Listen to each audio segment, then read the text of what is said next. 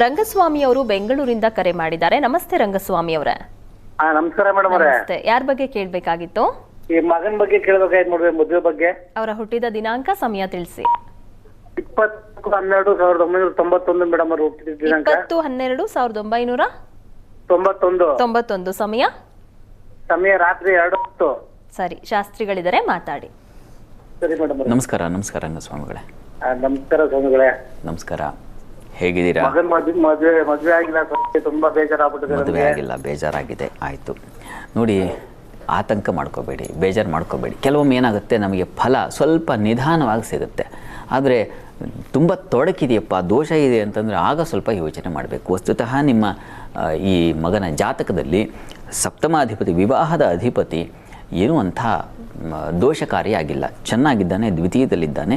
ಹೀಗಾಗಿ ಆತಂಕ ಬೇಡ. ಪ್ರಸ್ತುತ ಇವರಿಗೆ ನಡೀತಾ ಇರ್ತಕ್ಕಂಥ ನೋಡಿ, ಈಗ ರಾಹು ಬೃಹಸ್ಪತಿ ಸಂಧಿಶಾಂತಿ ಕಾಲ ನಡೀತಾ ಇದೆ ನೋಡಿಪ್ಪ. ನಾನು ಈ ಸಂಧಿಶಾಂತಿ ಇದನ್ನು ನಿವಾರಣೆ ಮಾಡಿಸಿ.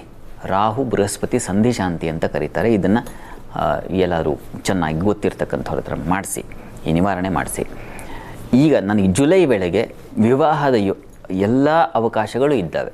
2025 ಜುಲೈ ವೇಳೆಗೆ ಸಾಧ್ಯತೆ ಇದೆ. ಆತಂಕ ಬೇಡ, ಪ್ರಯತ್ನ ಮಾಡಿದ್ರೆ ಆಯ್ತು ಅಷ್ಟೇ. ಒಳ್ಳೆಯದಾಗಲಿ. ಕರೆ ಮಾಡಿದ್ದಕ್ಕಾಗಿ ಧನ್ಯವಾದಗಳು. ರವೀಶ್ ಅವರು ಮಂಗಳೂರಿಂದ ಕರೆ ಮಾಡಿದ್ದಾರೆ. ನಮಸ್ತೆ ರವೀಶ್ ಅವರೇ. ನಮಸ್ತೆ. ನಮಸ್ತೆ. ಯಾರ ಬಗ್ಗೆ ಕೇಳಬೇಕಾಗಿತ್ತು? ನನ್ನ ಬಗ್ಗೆ. ನಿಮ್ಮ ಹುಟ್ಟಿದ ದಿನಾಂಕ, ಸಮಯ ತಿಳಿಸಿ. 20-10-76. 20-10-76. ಸಮಯ ಸಿಂಹರಾಶಿ, ಉತ್ತರ ನಕ್ಷತ್ರ. ಸಮಯ ಗೊತ್ತಿದೆಯಾ? 7:43. ಏನ್ ಪ್ರಶ್ನೆ ಇತ್ತು? ರಾತ್ರಿ. ಪ್ರಶ್ನೆ ಏನಿತ್ತು? ನಾನು ಹೂಡಿಕೆ ಮಾಡಿದ ಹಣಗಳೆಲ್ಲ ಸರಿಯಾಗಿ ಸಿಗ್ತಾ ಇಲ್ಲ. ಸರಿ. ಶಾಸ್ತ್ರಿಗಳಿದ್ದಾರೆ, ಮಾತಾಡಿ. ನಮಸ್ಕಾರ ರವೀಶ್ ಅವರೇ. ನಮಸ್ತೆ ಗುರುಜಿ. ನಮಸ್ಕಾರ. ನಮಸ್ಕಾರ. ನಂದು ಸಿಂಹರಾಶಿ, ಉತ್ತರ ನಕ್ಷತ್ರ. ಗೊತ್ತಾಯ್ತು, ಸರಿ ಇದೆ. ನೀವು ಪಾಪ ಇನ್ವೆಸ್ಟ್ ಮಾಡಿದ್ದೀರಾ, ಆದರೆ ಯಾವುದೂ ಅದರ ಲಾಭ ಬರ್ತಾ ಇಲ್ಲ ಅಂತ ಅಲ್ವಾ? ಸಿಗ್ತಾ ಇಲ್ಲ. ಅದೇ ನೋಡೋಣ. ಈಗ ಕಾಲ ನಿಮಗೆ ಗುರು ದಶೆಯಲ್ಲಿ ನಡೀತಾ ಇರತಕ್ಕಂಥದ್ದು. ಈಗ ಕೇತು ಭುಕ್ತಿ ನಡೀತಾ ಇದೆ ನೋಡಿ.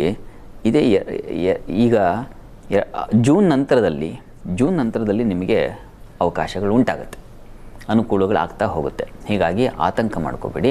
ಅಲ್ಲಿಯವರೆಗೆ ಹತ್ತಿರದಲ್ಲಿ ಯಾವುದಾದ್ರು ಗಣಪತಿ ಸನ್ನಿಧಾನ ಇದ್ದರೆ, ಗಣಪತಿ ಕೂಡ ನಮಗೆ ವಿಶೇಷವಾದ ಧನ ಸಹಾಯ ಮಾಡ್ತಕ್ಕಂಥ ದೇವತೆ. ಲಕ್ಷ್ಮೀ ಗಣಪತಿ ಅಂತಲೇ ಬಹಳ ವಿಶೇಷವಾಗಿದೆ. ಲಕ್ಷ್ಮಿಯ ಅನುಗ್ರಹಕ್ಕೆ ಗಣಪತಿ ಪ್ರಾರ್ಥನೆ ಮಾಡಬೇಕು ಅಂತ. ಹೀಗಾಗಿ ಹತ್ತಿರದಲ್ಲಿ ಯಾವುದಾದ್ರು ಗಣಪತಿ ಮಂದಿರ ಇದ್ದರೆ, ಗಣಪತಿಗೆ ಪ್ರತಿ ಮಂಗಳವಾರ ಗಣಪತಿಗೆ ಪಂಚಾಮೃತ ಸೇವೆ ಮಾಡಿಸಿ. 21 ಮಂಗಳವಾರ ಮಾಡಿಸಿ. ಅಷ್ಟರಲ್ಲಿ ನಿಮಗೆ ಖಂಡಿತ ಗಣಪತಿಯಿಂದಲೇ ಒಂದು ದಾರಿ ಸಿಗುತ್ತೆ. ನಿಮಗೆ ಖಂಡಿತ ಇದನ್ನು ನಂಬಿ ಶ್ರದ್ಧೆಯಿಂದ ಮಾಡಿ. ಹತ್ತಿರದಲ್ಲಿ ಗಣಪತಿ ಮಂದಿರ ಇದ್ದರೆ ಹೋಗಿ ಬನ್ನಿ. ಒಳ್ಳೆಯದಾಗಲಿ. ಕರೆ ಮಾಡಿದ್ದಕ್ಕಾಗಿ ಧನ್ಯವಾದಗಳು. ಕವಿತಾ ಅವರು ದಾವಣಗೆರೆಯಿಂದ ಕರೆ ಮಾಡಿದ್ದಾರೆ. ನಮಸ್ತೆ ಕವಿತಾ ಅವರೇ.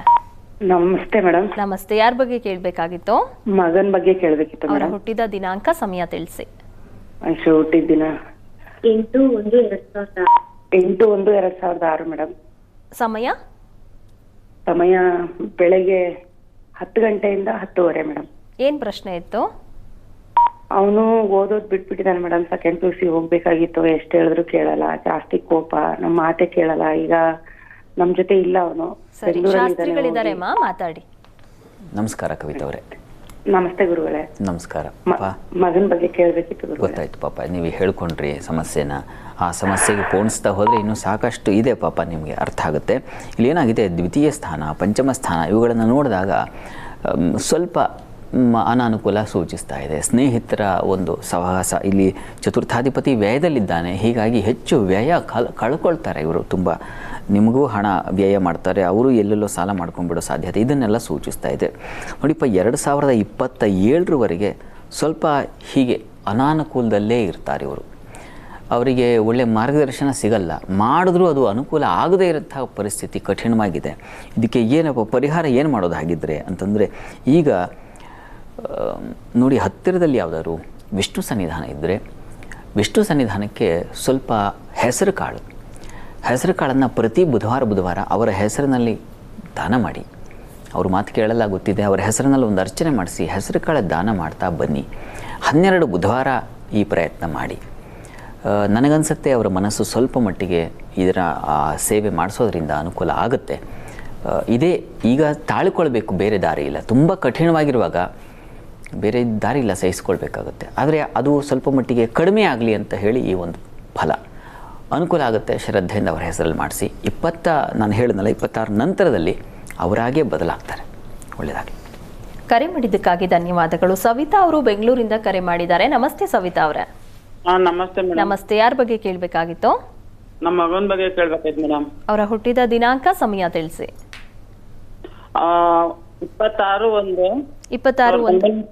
1990. ಸಮಯ ಶುಕ್ರವಾರ ರಾತ್ರಿ 8:15 ಮೇಡಮ್. ಏನ್ ಪ್ರಶ್ನೆ ಇತ್ತು? ಅವ್ರ ಸಂಸಾರದ ಬಗ್ಗೆ ಕೇಳ್ಬೇಕಾಯ್ತು ಮೇಡಮ್. ಸರಿ, ಶಾಸ್ತ್ರಿಗಳಿದ್ದಾರೆ, ಮಾತಾಡಿ. ನಮಸ್ಕಾರ ಸವಿತಾ ಅವರೇ. ನಮಸ್ತೆ ಗುರುಗಳೇ. ನಮಸ್ಕಾರ. ಆ ಸಂಸಾರನೇ ಸ್ವಲ್ಪ ಇದಾಗಿದೆ ಗುರುಗಳೇ. ದಾಂಪತ್ಯ ಜೀವನ ಸ್ವಲ್ಪ ಅಸ್ತವ್ಯಸ್ತ ಆಗಿದೆ ಅಲ್ವಾ? ನೋಡಿ, ಹಾಗೆ ಇದೆ ಪರಿಸ್ಥಿತಿ. ಇವರಿಗೆ ಯಾರು ಸಪ್ತಮದ ಅಧಿಪತಿನೋ ಆ ಅಧಿಪತಿ ಪಂಚಮದಲ್ಲಿ ಕುಜನ ಜೊತೆಗೆ ಬುಧನ ಜೊತೆಗೆ ಸೇರಿರ್ತಕ್ಕಂಥದ್ದು. ಇದು ಸ್ವಲ್ಪ ತೊಡಕು. ಪ್ರಸ್ತುತ ಇವರಿಗೆ ನಡೀತಾ ಇರತಕ್ಕಂಥ ಟೈಮ್, ಈಗ ಗುರುದಶೆಯಲ್ಲಿ ಗುರು ಭುಕ್ತಿ ನಡೀತಾ ಇದೆ. ಗುರು ಜಾತಕದಲ್ಲಿ ಪರವಾಗಿಲ್ಲ, ಗುರು ಸ್ವಲ್ಪ ಲಾಭಸ್ಥಾನದಲ್ಲಿದ್ದಾನೆ. ಇದರಿಂದಾಗಿ ಸ್ವಲ್ಪ ಅನುಕೂಲ ಆಗ್ತಕ್ಕಂಥ ಕಾಲ ಅನುಕೂಲ ಇದೆ. ಹೀಗಾಗಿ ಒಂದು ಆರಾಧನೆ ಮಾಡೋದ್ರಿಂದಾಗಿ ಇವರ ಜೀವನ ಬದಲಾಗುತ್ತೆ. ಏನಪ್ಪ ಅಂದರೆ, ಹತ್ತಿರದಲ್ಲಿ ಯಾವುದಾದ್ರು ಪಾರ್ವತಿ ಪರಮೇಶ್ವರ ಸನ್ನಿಧಾನ ಇದ್ದರೆ ಆ ಸನ್ನಿಧಾನದಲ್ಲಿ ಪಂಚಾಮೃತ ಸೇವೆ ಮಾಡಿಸಿ. ಪ್ರತಿ ಶನಿವಾರ ಅಲ್ಲಿ ಸೇವೆ ಮಾಡಿಸಿ, ಆ ತೀರ್ಥ ಸೇವನೆ ಅದನ್ನು ಮಾಡೋದರಿಂದಾಗಿ ಕ್ರಮೇಣ ಅನುಕೂಲ ಆಗ್ತಾ ಹೋಗುತ್ತೆ. 6 ತಿಂಗಳ ಕಾಲ ಇದನ್ನು ಮಾಡಿ. ಈಗ ಕಾಲ ಅವರಿಗೆ ತುಂಬ ಅನುಕೂಲಕರವಾಗಿದೆ. ಈ ಆರಾಧನೆಯಿಂದ, ಈ ಒಂದು ಫಲದಿಂದ ಅವರಿಗೆ ಅನುಕೂಲ ಆಗುತ್ತೆ. ಅದನ್ನು ಮಾಡಿಸಿ. ಇನ್ನೂ ಒಂದಿದೆ, ಮೈತ್ರೀಕರಣ ಅಂತಕ್ಕಂಥದ್ದು ಒಂದು ಮಂತ್ರ ಇದೆ.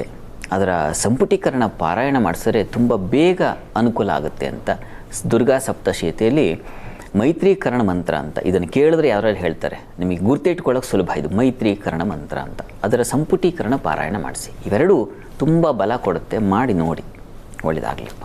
ಕರೆ ಮಾಡಿದ್ದಕ್ಕಾಗಿ ಧನ್ಯವಾದಗಳು. ಇನ್ನು ಶಾಸ್ತ್ರಿಗಳೇ, ಮುಂದಿನ ರಾಶಿಗಳಾಗಿರುವ ತುಲಾ, ವೃಶ್ಚಿಕ ಹಾಗೆ ಧನು ರಾಶಿಗಳ ಬಗ್ಗೆ ಮಾಹಿತಿ ತಿಳಿಸಿ. ಗಮನಿಸೋಣ. ತುಲಾ ರಾಶಿಯವರಿಗೆ ಗಮನಿಸೋದಾದರೆ ನಷ್ಟ, ಕಷ್ಟ, ವರದಾದಿಯಲ್ಲಿ ಸೋಲಿನ ಫಲ ಇದೆ. ಏನಪ್ಪ ಎತ್ಕೊಳ್ತಿದ್ದಂಗೆ ಕಷ್ಟ ನಷ್ಟ ಅಂತಂದರೆ ಅದು ಚಂದ್ರ ವ್ಯಯದಲ್ಲಿರೋದ್ರಿಂದಾಗಿ ಸ್ವಲ್ಪ ವೃತ್ತಿಯಲ್ಲಿ ಪ್ರೆಷರ್ ಜಾಸ್ತಿ ಆಗುತ್ತೆ. ವರ್ಕ್ ಪ್ರೆಷರ್ ಜಾಸ್ತಿಯಾಗಿ ನಿಮಗೆ ಮನಸ್ಸಿಗೆ ಬೇಸರ ಆಗ್ತಕ್ಕಂಥದ್ದು ಒಂದು ಕಡೆ. ಆದರೆ ಅಲ್ಲಿ ಮಾಂದ್ಯ ಅಷ್ಟಮದಲ್ಲಿರೋದು, ಎಲ್ಲ ಕಡೆ ಸೋಲು. ಯಾವುದು ಕೈ ಹಾಕಿದ್ರೆ ಅದು ನಷ್ಟ, ಸುಟ್ಟೋಗ್ತಕ್ಕಂಥದ್ದು, ಕೈ ಸುಟ್ಕೊಳ್ತಕ್ಕಂಥದ್ದು ಅಂತೀವಲ್ಲ, ಆ ರೀತಿಯಲ್ಲಿ ಸ್ವಲ್ಪ ತೊಡಕನ್ನು ಸೂಚಿಸ್ತಾ ಇದೆ. ಹೀಗಾಗಿ ಒಳ್ಳೆ ಸ್ಟಾರ್ಟ್ ಇಲ್ಲ ನಿಮಗೆ. ಹೀಗಾಗಿ ಸ್ವಲ್ಪ ಸಮಾಧಾನವಾಗಿರಿ. ಹಾಗಂತ ವಾರ ಇಡೀ ಅಂತಲ್ಲ, ಕೊನೆಗೆ ಬದಲಾಗುತ್ತೀರ. ವಾರದ ಅಂತ್ಯ ಭಾಗದಲ್ಲಿ ಗಮನಿಸ್ಬಿಡೋಣ. ಈಗ ಕಷ್ಟ ಫಲ ನಮಗೆ ಹೆಚ್ಚು ಬೇಡ, ಮುಂದೆ ಹೋಗಿಬಿಡಲಿ ಅಂತ ಅನಿಸುತ್ತೆ. ಹಾಗಾಗಿ ನಾವು ಅಂತ್ಯಕ್ಕೆ ಹೋಗಬೇಡ. ಈಗ ವಾರದ ಅಂತ್ಯ ವೇಳೆಗೆ ಅಂದರೆ ಗುರುವಾರದ ಮಟ್ಟಿಗೆ ನೋಡಿ, ಕರ್ಮಾಧಿಪತಿ ಬರ್ತಾನೆ ಜನ್ಮಕ್ಕೆ. ಆಗ ಸ್ವಲ್ಪ ಮಟ್ಟಿಗೆ ಕುಟುಂಬ ಸಹಕಾರ, ಮಿತ್ರರಿಂದ ಉತ್ತಮ ಸಲಹೆಗಳು ಸಿಗ್ತಕ್ಕಂಥದ್ದು, ಆಫೀಸ್ಗಳಲ್ಲೂ ಕಚೇರಿಗಳಲ್ಲೂ ಕೂಡ ಸ್ವಲ್ಪ ಚೇತರಿಕೆ ಆಗ್ತಕ್ಕಂಥದ್ದು, ಈ ಥರದ್ದೆಲ್ಲ ಇದೆ. ವಾರದ 3 ದಿವಸ ಸ್ವಲ್ಪ ಸಹನೆಯಿಂದ ಇರಬೇಕಾಗುತ್ತೆ ತುಲಾರಾಶಿಯವರು. ಅದಕ್ಕೇನಪ್ಪ ಪರಿಹಾರ ಅಂದರೆ, ನರಸಿಂಹಸ್ವಾಮಿ ಸನ್ನಿಧಾನದಲ್ಲಿ ಒಂದು ಅರ್ಚನೆ ಮಾಡಿಸಿ. ನಿಮಗೆ ಸ್ವಲ್ಪ ಕೋಪ, ತಾಪ, ಸಿಡುಕು ಬಿಡ್ತಕ್ಕಂಥದ್ದು ಈ ಥರದ್ದೆಲ್ಲ ಇದೆ ವಾರದ ಆದಿಯಲ್ಲಿ. ವಾರದ ಅಂತ್ಯದಲ್ಲೂ ನಿಮಗೆ ಚತುರ್ಥದಲ್ಲಿ ಮಾಂದ್ಯ ಬಂದು ಸೇರ್ತಾನೆ. ಹೀಗಾಗಿ ಪ್ರಯಾಣದಲ್ಲಿ ಸ್ವಲ್ಪ ಎಚ್ಚರವಾಗಿದೆ.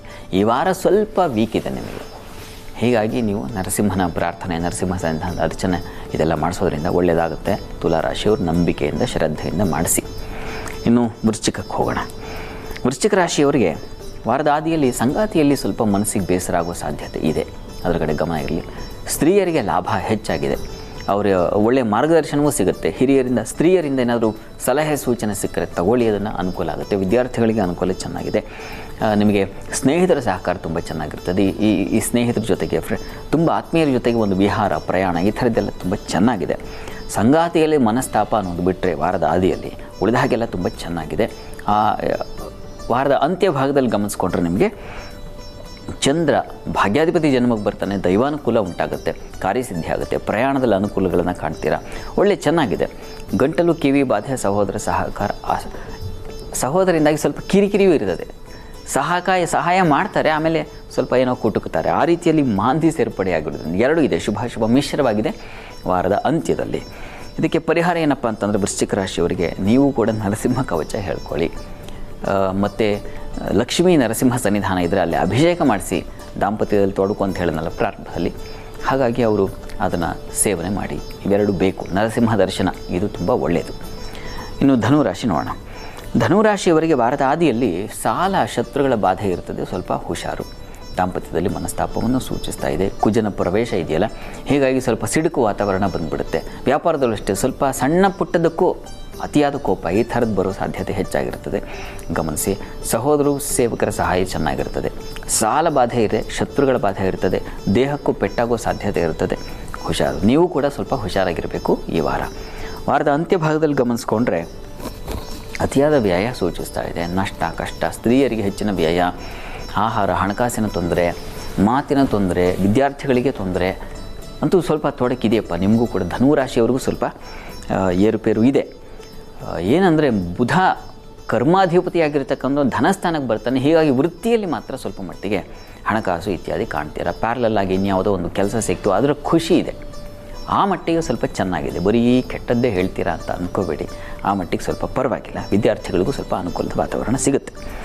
ಇನ್ನು ಇದಕ್ಕೆ ಪರಿಹಾರ ಏನಪ್ಪ ಧನುರಾಶಿಯವರಿಗೆ ಅಂತಂದರೆ, ದುರ್ಗಾ ಸನ್ನಿಧಾನದಲ್ಲಿ ಒಂದು ಅಭಿಷೇಕ ಮಾಡಿಸಿ, ಅದು ತುಂಬ ಸಹಾಯವಾಗುತ್ತೆ. ಈ ತೊಡಕುಗಳನ್ನೆಲ್ಲ ಬಿಡಿಸಿಕೊಡುತ್ತೆ. ನೀವು ನೋಡಿ, ಶ್ರದ್ಧೆಯಿಂದ ಮಾಡಿ ನೋಡಿ, ಅನುಕೂಲ ಆಗುತ್ತೆ.